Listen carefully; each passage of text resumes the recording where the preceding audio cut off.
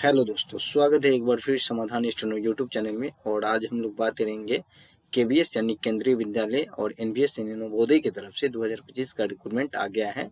हम लोग मेनली बात करेंगे नॉन टीचिंग पोस्ट के लिए, वो भी टाइपिंग और स्टेनोग्राफर के लिए कि कितने पोस्ट टाइपिंग और स्टेनोग्राफर में आया हुआ है, इसका एलिजिबिलिटी क्या होगा, एज लिमिट क्या है, एग्जामिनेशन पैटर्न क्या होगा, अप्लीकेशन फी क्या रहने वाला है, पोस्ट कितना है। तो ज़्यादा देरी ना करते हुए चलते हैं देखने के लिए। तो सबसे पहले हम लोग बात करेंगे कि इसका इम्पोर्टेंट डेट क्या रहने वाला है। तो देखिए, इसका स्टार्टिंग एप्लीकेशन बिगिनिंग डेट यानी स्टार्टिंग डेट है 14 तारीख 14/11/2025 और लास्ट डेट आपका एप्लीकेशन का रहेगा 4/12/2025 यानी 4 दिसंबर 2025। फी एग्ज़ाम फी लास्ट डेट भी वही रहने वाला है, सेम डेट। जिस दिन लास्ट एप्लीकेशन का डेट रहेगा उसी दिन आप पे कर सकते हैं, लास्ट वही रखा गया है। एग्जामिनेशन डेट अभी नहीं बताया गया है और एडमिट कार्ड भी आपका बिफोर एग्ज़ाम आ जाएगा।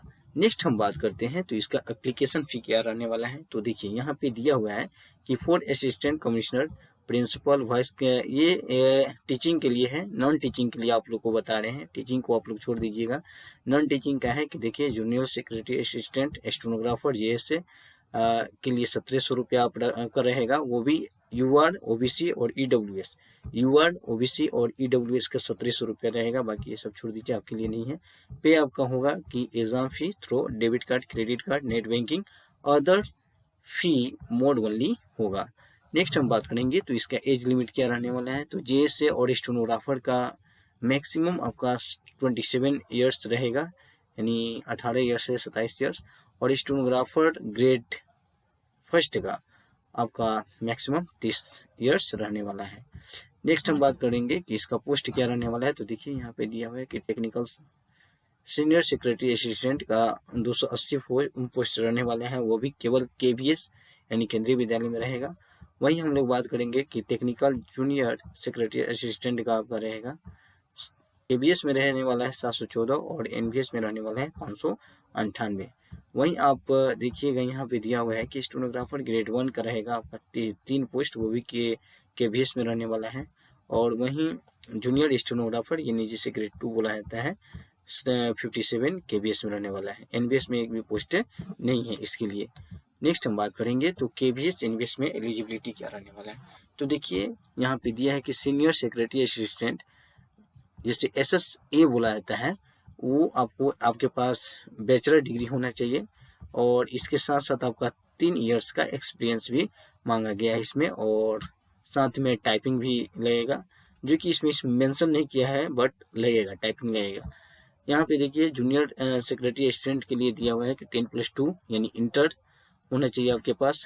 टाइपिंग इंग्लिश में 30 वर्ड पर मिनट और हिंदी में 25 वर्ड पर मिनट चाहिए। नेक्स्ट हम बात करते हैं तो स्टेनोग्राफर ग्रेड 1 के लिए आपका दिया हुआ है कि बैचलर डिग्री एनी स्ट्रीम, किसी भी स्ट्रीम से हो चल जाएगा, और आपके पास शॉर्ट हैंड की स्पीड हिंदी या इंग्लिश 100 वर्ड पर मिनट होना चाहिए, और टाइपिंग का भी 45 वर्ड पर मिनट इंग्लिश के लिए, और उसमें 5 घटा दीजिए, बट इसमें भी 5 ईयर्स का आपके पास एक्सपीरियंस होना चाहिए, तभी जाकर एलिजिबल होंगे। नेक्स्ट हम बात करते हैं कि स्टेनोग्राफर ग्रेड 2 का, इसमें भी आपके पास बैचलर डिग्री होना चाहिए, और साथ ही साथ आपको हिंदी या इंग्लिश दोनों में से किसी एक का 80 वर्ड पर मिनट की स्पीड से शॉर्ट हैंड दिखाया जाएगा, जो कि 10 मिनट का चलेगा।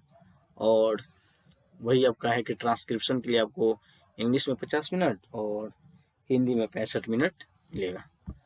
नेक्स्ट हम बात करते हैं तो देखिए, इसका एग्जामिनेशन पैटर्न क्या रहने वाला है। तो 4 पेपर में आपका एग्जाम होगा। फर्स्ट में आपका जनरल अवेयरनेस और करेंट अफेयर्स 20 क्वेश्चन रहेगा, जो कि 60 अंक का रहेगा। बेसिक में कंप्यूटर नॉलेज होगा, जो कि 40 120 अंक का रहेगा। लैंग्वेज में आपका इंग्लिश रहेगा 20 यानी 60 अंक का होगा, और लैंग्वेज कॉम्पिटेंस टेस्ट में आपका रहेगा 20 यानी 60 अंक का रहेगा। टोटल नंबर ऑफ मार्क्स कर लें तो 300 होगा, टोटल क्वेश्चन 100 होगा। इसी से आपका क्वालिफाई नेचर होगा और इसी नंबर पे आपका मेरिट बनेगा।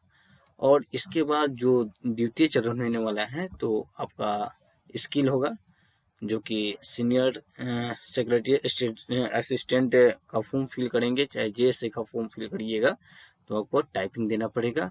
वहीं आप स्टेनोग्राफर का अगर फॉर्म फिल कर रहे हैं तो आपको शॉर्ट हैंड लिखना पड़ेगा, 100 और 80 वर्ड पर मिनट के हिसाब से लिखना पड़ेगा।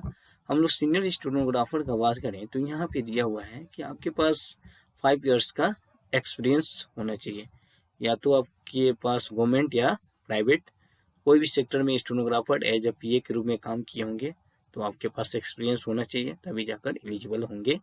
ये आप ध्यान में रखिएगा। तो आई होप आप सभी लोग को ये वीडियो समझ में आ गया होगा कि केबीएस में टाइपिंग और स्टेनोग्राफर का कितना पोस्ट, क्या क्या एलिजिबिलिटी रहने वाला है। और जो भी लोग फॉर्म अभी नहीं भरे हैं तो वो अपना फॉर्म भर लीजिएगा। So thank you for watching, और लाइक शेयर सब्सक्राइब कीजिए और बेल आइकन को भी प्रेस कीजिए। Thank you for watching, thank you.